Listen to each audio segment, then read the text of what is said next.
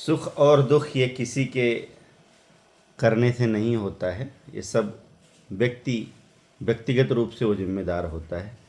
गोस्वामी तुलसीदास जी रामचरितमानस में वर्णन करते हैं, काहू न को सुख दुख कर दाता, काहू न को सुख दुख कर दाता, निज कृत कर्म, स्पष्ट लिखा है, निज कृत कर्म भोग सब भ्राता, काहू न को सुख दुख कर दाता, योग वियोग भोग भल मंदा, योग वियोग भोग भल मंदा, हित अनहित मध्यम भ्रम फंदा, हित अनहित मध्यम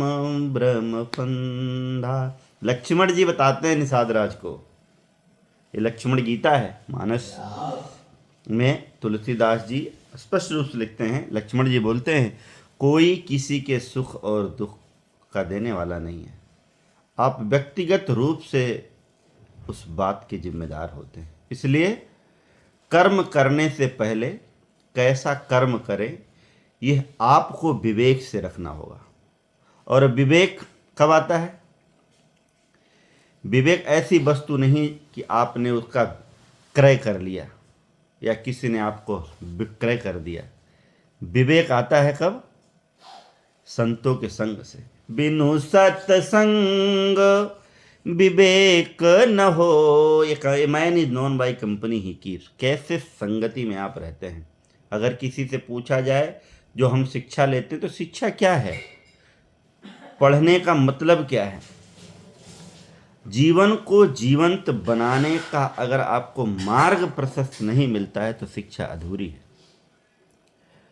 शिक्षा जीवन यापन के लिए ठीक है, जीवन यापन जितना जरूरी है ऐसे जीवन का जीवंत बनना भी जरूरी है।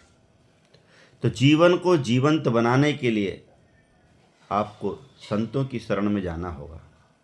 और जब संतों की शरण में जाएंगे, सच्ची आस्था और उनके आचरण का अनुसरण करेंगे, तो वहाँ से विवेक की जागृति होती है।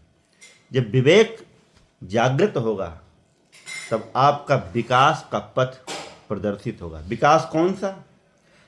आध्यात्मिक विकास, आत्मिक विकास, वास्तविक विकास, सैद्धांतिक विकास, स्वास्थ्यिक विकास, स्वस्थ विकास का निर्माण होगा। भौतिक रूप का विकास ही संपूर्ण विकास नहीं है। आध्यात्मिक सृजन जब होगा वो आचरण में होगा, तो वो व्यवहार में होगा। जब वो व्यवहार में होगा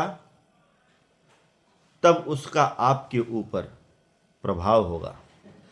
प्रभाव में ज़्यादा नहीं जीना है। यह आचरण, यह अनुसरण, यह सत्कर्म, यह विवेक स्वभाव का हिस्सा बने। व्यक्ति को ना किसी के दबाव में जीना चाहिए, ना किसी के प्रभाव में जीना चाहिए। व्यक्ति को उसके निज स्वभाव में जीना चाहिए।